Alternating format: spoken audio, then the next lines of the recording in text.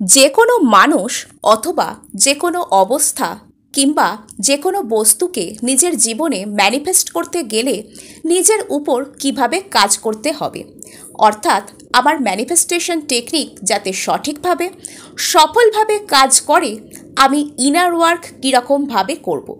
আপনি law of অ্যাজাম্পশনের technique করুন বা করুন ল অফ অ্যাট্রাকশনের কোনো technique, inner work, inner child healing, এই সমস্ত কিছু আমাদেরকে যে কোনো টেকনিকের দরুনই করতে হয়। সাপোজ একটা উদাহরণের মাধ্যমে আপনাদেরকে বুঝিয়ে দিই। আমি পরিশুদ্ধ জল পান করতে চাই। আমার কাছে একটা ওয়াটার পিউরিফায়ার রয়েছে। আমি একটা পাত্র নিয়ে গেছি যে পাত্রটা পরিশুদ্ধ নয় বা পরিষ্কার নয়। সেই পাত্রটায় করে আমি যখন জল পান করব, আমি কি পরিশুদ্ধ জল পান করতে পারবো? পারবো না তো। কেননা আমার কাছে পরিশুদ্ধ জল থাকলেও সেটাকে কন্টেন করবার জন্য, সেটাকে ধরবার জন্য কোনো রকম পরিষ্কার পরিচ্ছন্ন পাত্র নেই। তাই আমি পরিষ্কার জল পেতে পারবো না। সেরকমভাবেই আমরা নিজের জীবনে যা চাই তা পাই না, আমরা যেটার যোগ্য হই সেটাই পাই। অর্থাৎ ম্যানিফেস্টেশন টেকনিকের অর্থ এই নয় যে রাতারাতি আপনি যা চাইবেন সেটা আপনার জীবনে চলে আসবে, বরং আপনাকে এই সমস্ত টেকনিকগুলো করার পর আপনি এমনই কাজ করবেন, এমনই স্টেপ নেবেন, এই সমস্ত বিষয়গুলো আপনার জীবনে আসতেও শুরু করবে সেই সাথে। অর্থাৎ আপনি নিজের ভাইবস দিয়ে সেটাকে অ্যাট্রাক্ট করবেন যে জিনিসটার আপনি যোগ্য। অর্থাৎ আপনাকে একটু একটু করে কাঙ্ক্ষিত বস্তুর জন্য যোগ্য করে তোলার উদ্দেশ্য হচ্ছে এই সমস্ত ম্যানিফেস্টেশন টেকনিকের। আপনি যে জিনিসটা চান সেটা পাবার জন্য আপনার ভিতর যে যে কোয়ালিটি থাকবার দরকার, আপনি তখন সেই বিষয়গুলোর উপর ফোকাস করতে শুরু করেন এবং একটার পর একটা স্টেপ আপনি সফলভাবে পার করতেও শুরু করেন, যাতে যে জিনিসটা আপনি চান সেটাকে আপনি পেতে পারেন। ব্রহ্মাণ্ড আমাদেরকে পজিটিভিটির এনার্জি দেয়, কিন্তু এটা আমাদের উপর ডিপেন্ড করে যে আমরা পজিটিভিটির আধার নিজেদেরকে করে তুলতে পারবো কিনা।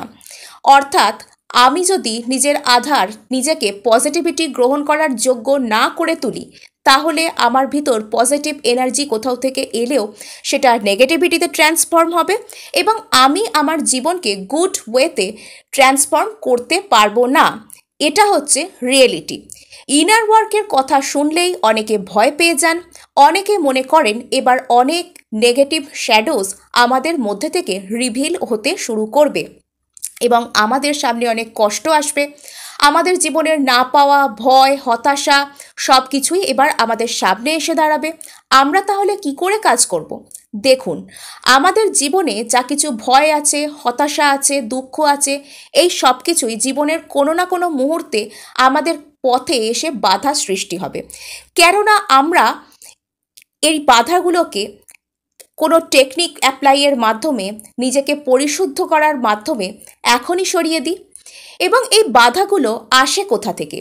এখানে ইনার চাইল্ড উন্ডের গল্প থাকে। অর্থাৎ আমাদের যে শ্যাডো সাইড, আমাদের যে নেগেটিভ সাইড, সেটা তৈরি হওয়ার পেছনে আমাদের ইনার চাইল্ডের অনেকটাই ভূমিকা রয়েছে।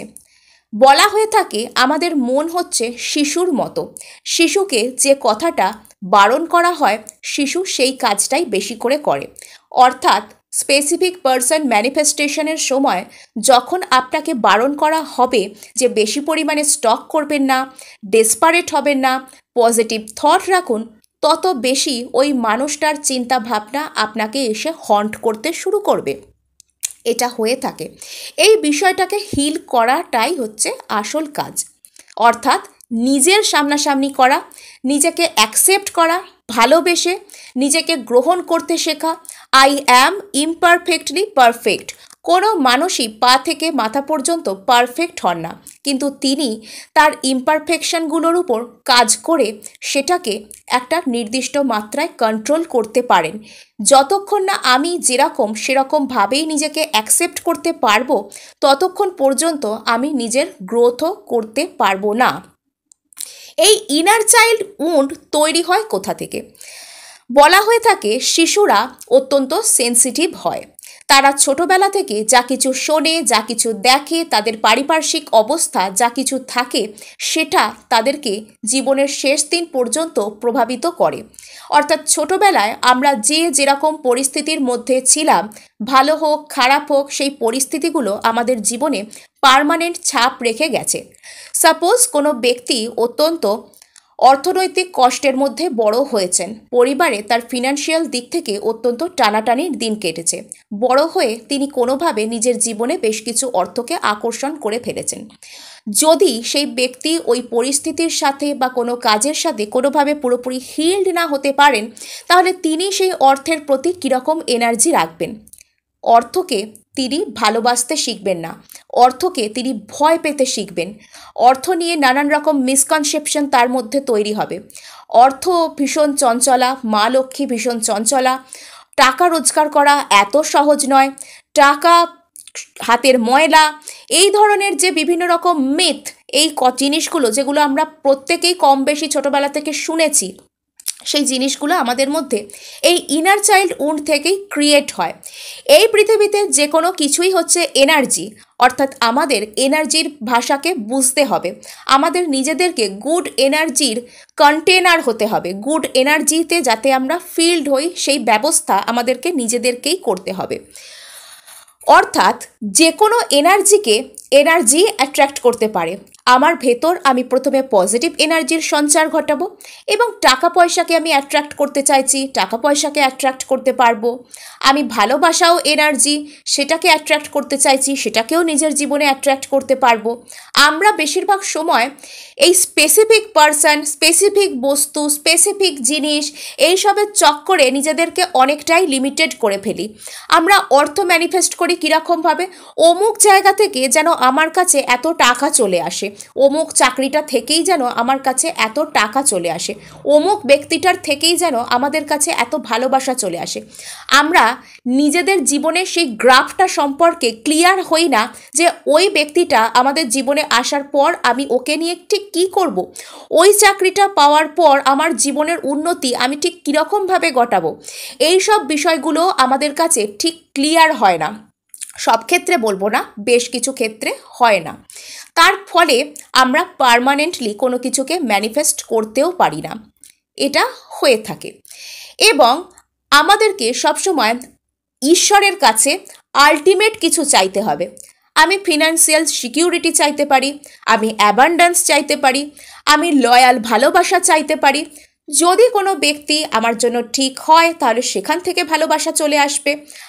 আমার এনার্জি, আমার মধ্যে থাকা পজিটিভ এনার্জি সেই ব্যক্তিকে আকর্ষণ করতে পারবে।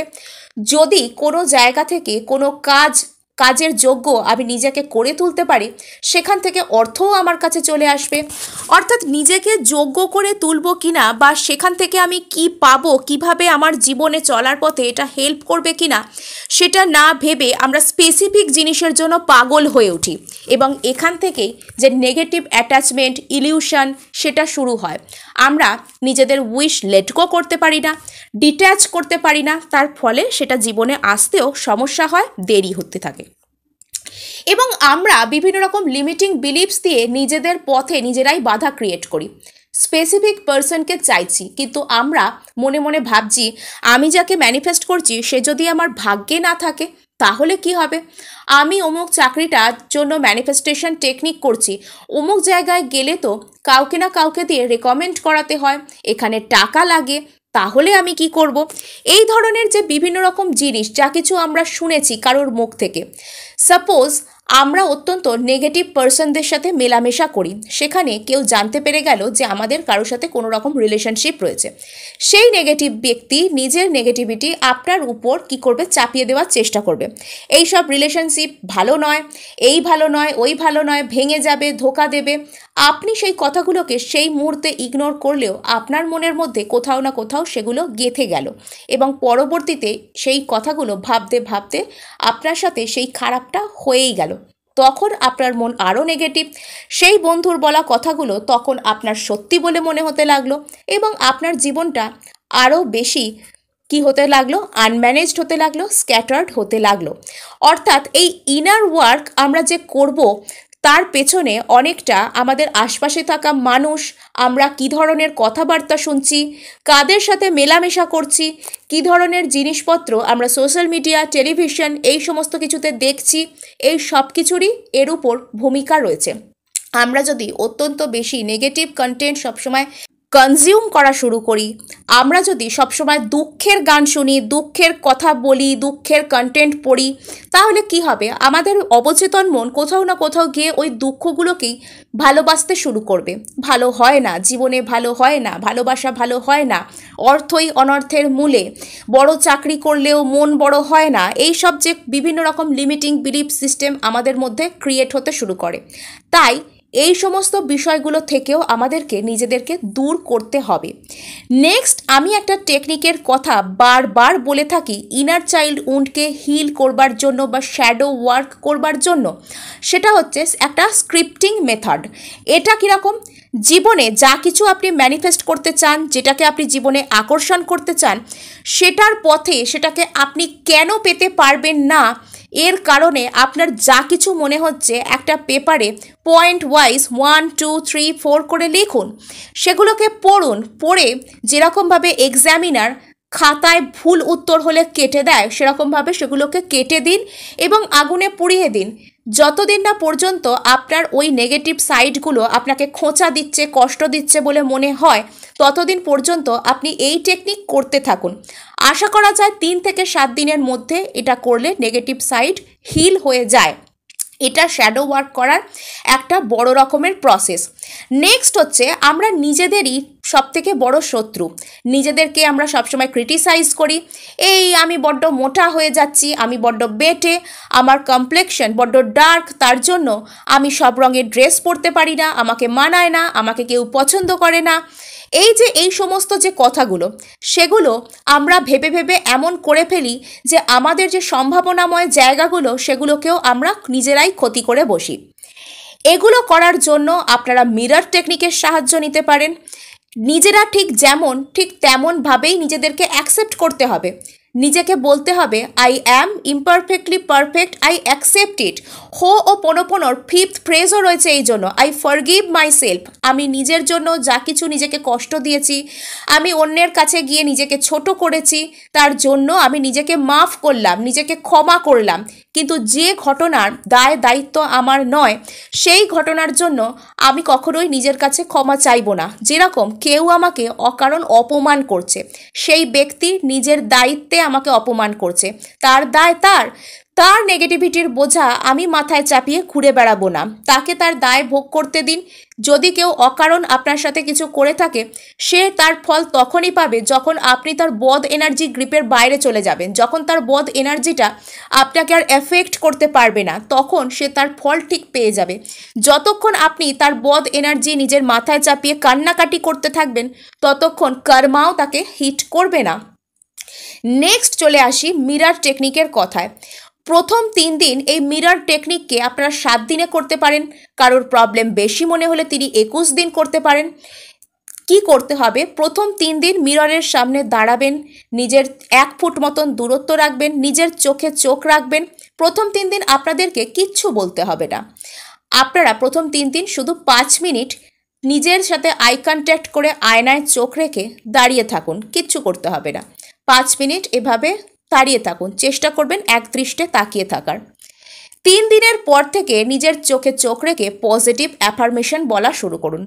যেরকম, আমি খুব পজিটিভ মানুষ, আমি খুব পজিটিভ মানুষ, আমি শরীরে মনে সুন্দর একজন মানুষ, আমি অ্যাবান্ডান্স, লাক্সারি, ভালোবাসা সমস্ত কিছু নিজের জীবনে অ্যাট্রাক্ট করতে সক্ষম একজন মানুষ। এই অ্যাফার্মেশনগুলো বলতে থাকুন আর দেখুন কি হয়। আজকে এটুকুই, দেখা হচ্ছে নেক্সট ভিডিওয়। ধন্যবাদ।